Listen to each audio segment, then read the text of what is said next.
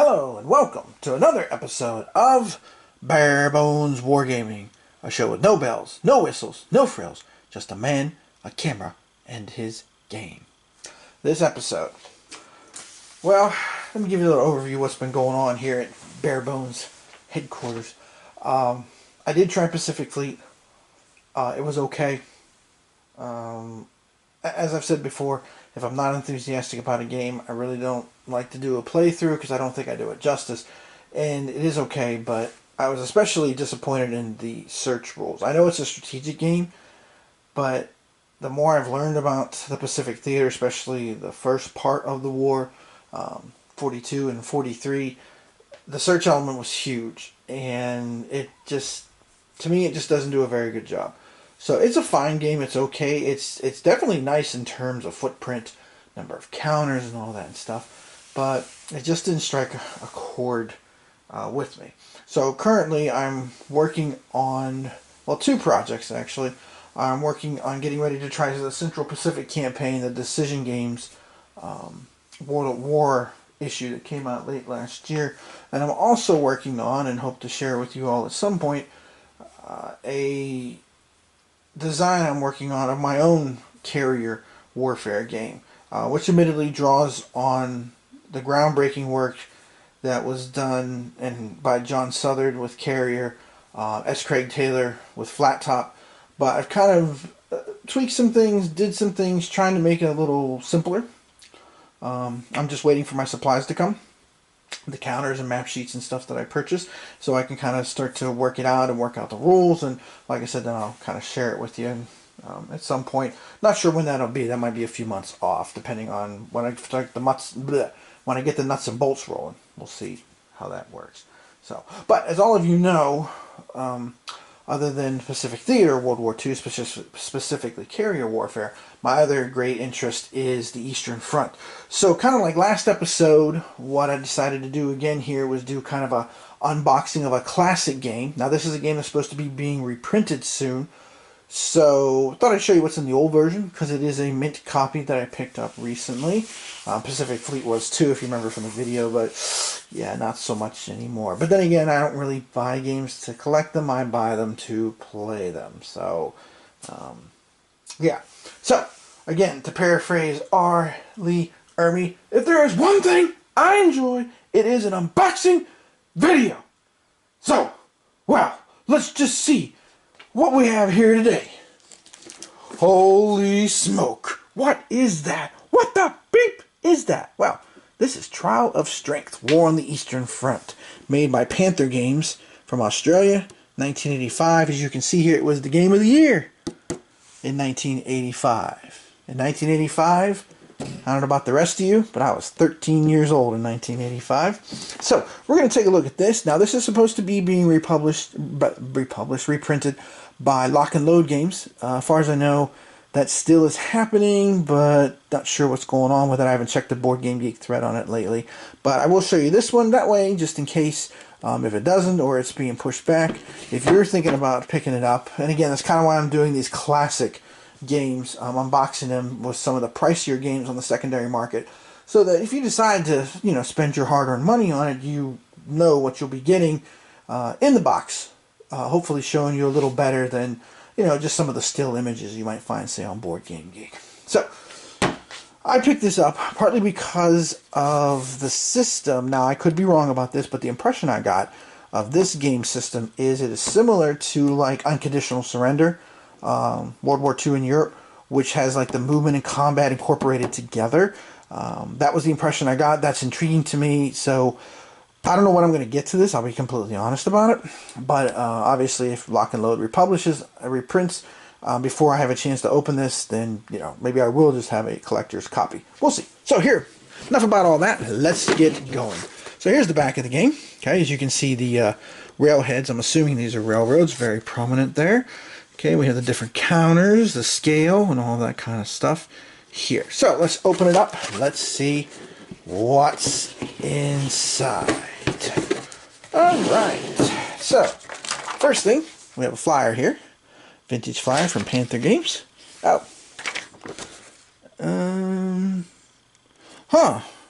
This you could apparently get through quarter deck games in the United States, just like Pacific Fleet. Interesting, huh? Well, that's cool. Very neat. And back in the day, it was $40 US. I can tell you, the price has doubled. At least what I paid for this mint copy. All right, let's take a look here. Here's some counters.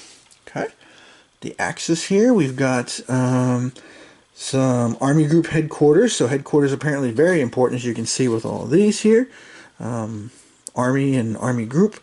And let's see, here are mostly corps formations. Oh, there it is. There's my beloved 24th Panzer Corps. That's a story you can read on Board Game Geek if you wanted, how I got attached to the 24th Panzer Corps so much. So there's one sheet. And here's some more Axis units. These look like they're mostly infantry. And I'm going to guess these are like the minor allies. Don't know that for sure, but I would assume that's what this is. Okay. Single numbers on all of these, so that's interesting, but not the Panzers. The Panzers have 2 numbers. Intriguing. Here comes the armies of Mother Russia. Ooh, a little bit of scuffing here. Oh, that's unfortunate. Well, you know, I mean, the game is how old. So, as you can see, the counter sheet, I don't know if you can see it really well in the video, but it is kind of warped a little bit, you know. But, I mean, hey, you know, again, this game's what now? 33 years old, 34 years old. It's holding up pretty good for that. Let's see, another sheet here. So this clearly is a game with a lot of counters. This is another Axis sheet. That might be Hungary is the green. I can't say that for sure. Looks like, oh, there's the Spanish Blue Division. Very cool. Whoops, sorry, not getting so good on a shot there. Some other units here. Okay. Weather, Operation Phase, Railheads, which I remember playing Russian Front. That was one of the first serious war games I ever bought back in the early 90s. And it just blew my mind, the whole logistics of it. I had never really encountered a game with logistics before that one. So that was cool. And one more counter sheet. Got some air units here. Some more, looks like some transportation things. Keeping track of rail movements, victory points. Main effort. Interesting. Main effort ones here. Very cool. Now look at these guards armies, 10s. Woo! That's some serious troops there. Okay. Next step here. I'll tell you what. Let's save the maps for last. And let's take a look at the rest of the game here first. So let's just kind of slide those off to the side a little bit more. Here's the rulebook. Now the rulebook, as you can see, is fairly lengthy. It has, oh, let's see, what do we got here? About 45 pages altogether. Okay. So, which, you know, double columned, as you can see. Okay. Pretty well organized, especially for back in the day. Different types of units, supply points, stacking, very, you know, typical what it used to be. You know, black and white. Got your headers, your subcases, yada yada. Just going to flip to the back here. I'm kind of curious to see. Oh, it's got a rule for the Polish uprising. That's cool. Minor powers, Denmark. Righty? Denmark? In an East Front game? Let's see what it says. Denmark commences as an Axis-occupied minor power. It has no forces. Okay. That begs to... Never mind. Norway is on here, too. Interesting. But it can... Well, see, now Norway can provide supply. Okay. Alright, then back here, we've got some campaign scenarios. 1941 campaign, 42, 43, 44. That's nice to have the different years. 42 mini scenario. And then we've got the order of battles here. Designing your own scenario. Okay. Very cool. Up an example of play. Wow, that's neat.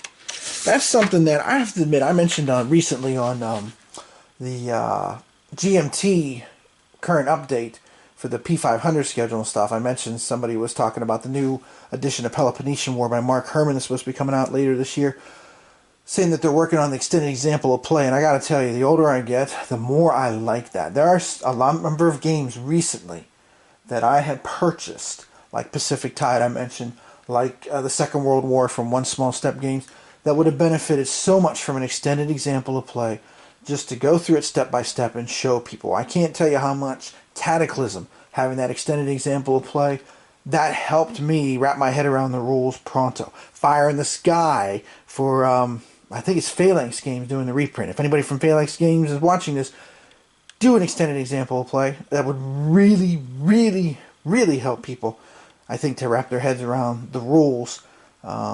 If there, especially if there's any changes from the old Fire in the Sky.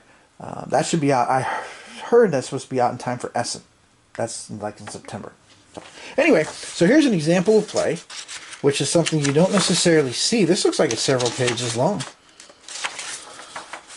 Oh, it is. It's got figures with it, too. Now, that's pretty good for back in the day. Again, everything's black and white, but hey, not too shabby. Couple page example of play. Very cool. All right, what else do we got here? We got our, and we got 2 copies of the Ready reference card. Combat modifiers, types, values, armor value, load value. Wonder what that means. I don't know. Morale. That's interesting. Morale is incorporated into this. Huh. Okay. Cool initiative I saw too. Supply costs. We got terrain effects here. Construction times. Weather effects. Interdiction. Okay. A lot going on there. Let's see. What else do we have here? Soviet headquarters display. Because again, headquarters apparently is a big thing in this game. Look how many rows there are. So, which I think is cool. But you have to be careful how you do it though too. So Axis 1. And what else do we have here? We have the Soviet unit display. Okay. Kind of reminds me of the unit display cards found in von Manstein's Backhand Blow, which I'm a big fan of the turning the tables system. Not so much the first one, because the Battle of Kharkov thing, I believe it was that's the second Battle of Kharkov. That one is kind of a little more scripted, but I like the other ones. The Drive to the Baltic, von Manstein's Backhand Blow, which I think is one of the harder things to recreate. Kind of like the Incheon Landing, Jackson's flank march at Chancellorsville, and of course Lady Golf. All those things are extremely difficult to recreate. Here we got the Axis unit display, but it does a good job, is what I'm trying to get at, I guess. Okay, Soviet centers, victory point value, solid via multiples chart. Reinforcement schedule. Okay. The Axis.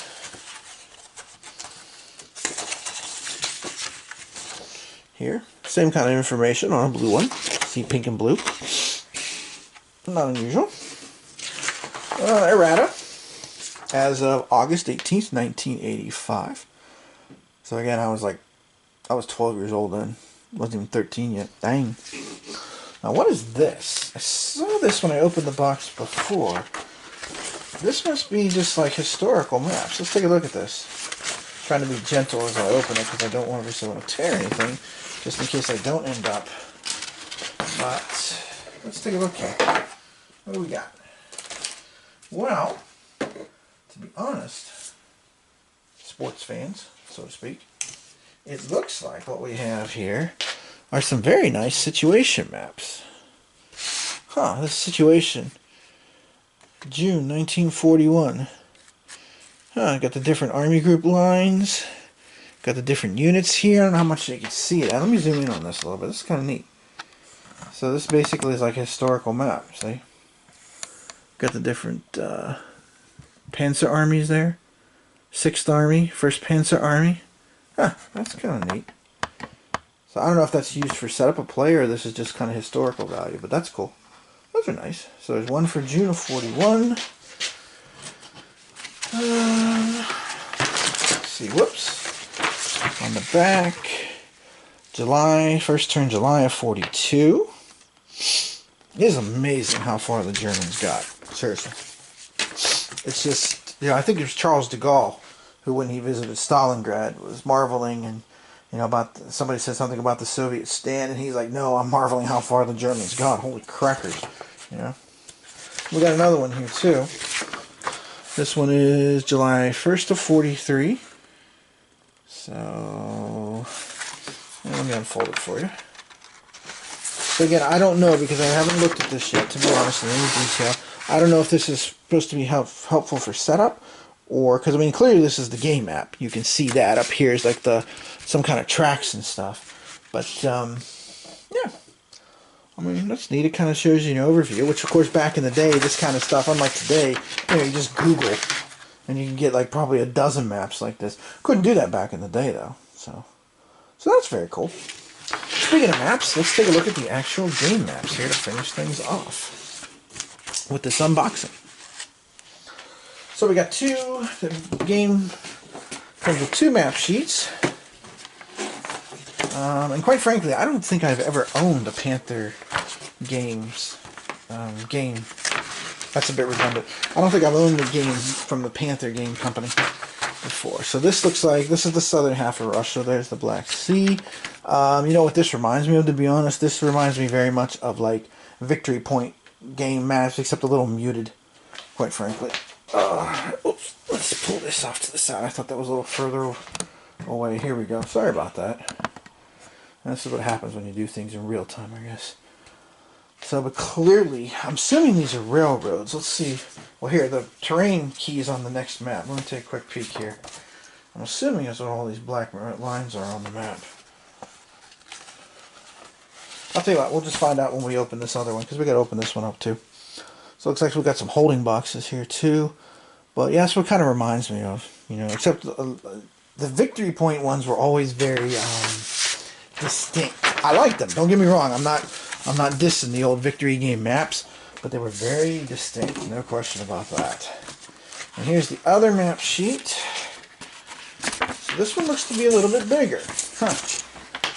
Okay, well, I mean, this is, you know, the main event. Although I gotta admit, the older I get, the more I am becoming interested in Army Group South a lot. So yeah, it's rail. There it is. The black lines are all rail.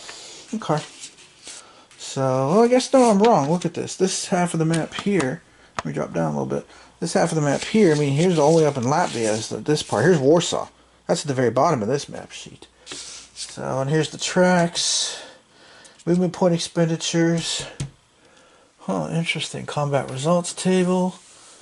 So some of the stuff's on the map here, as well as being elsewhere. Air defense of the Reich. Huh, interesting. So, huh. Wow.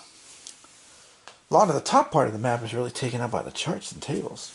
Interesting. You don't see that a whole lot. I mean, I guess you see it sometimes. I should take that back. You see it from time to time. So, that is Trial of Strength by Panther Games. Which, of course, oops, this was really a little bit harder to fold back together. Which, of course, I picked up because, in my way of thinking, you can never have too many East Front games, and you can never have too many Pacific Theater games. Which, actually, I just ordered Yamato Unleashed about the Lady Gulf situation when the Japanese ships suddenly showed up where the transports were and stuff after Halsey went chasing off after the carrier bait to the north. So that's coming. That's another World at War magazine.